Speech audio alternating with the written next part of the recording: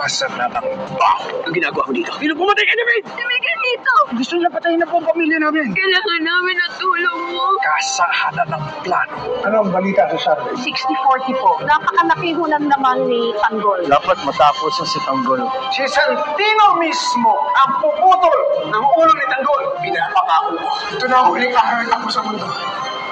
At sa agawan ng karapatan, Bilisan nyo! Arangin nyo! Kapag hindi nyo sa amin binigay ang bangkay ng kapatid ko, mapipilitan kami puwersahin kayo. hindi ko ibibigay sa iyo ang anak ko. Kapag hindi mo binigay ang katawan ni David, mas muna kapag ililibing kesa niya. Tanggol, tara! Andiyan naman pulis! Kinulit ako si David. Huli lang siya.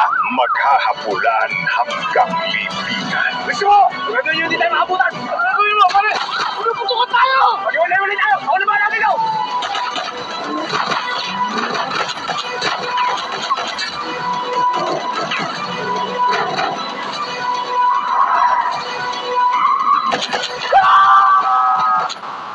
FPJ's Batang Quiapo.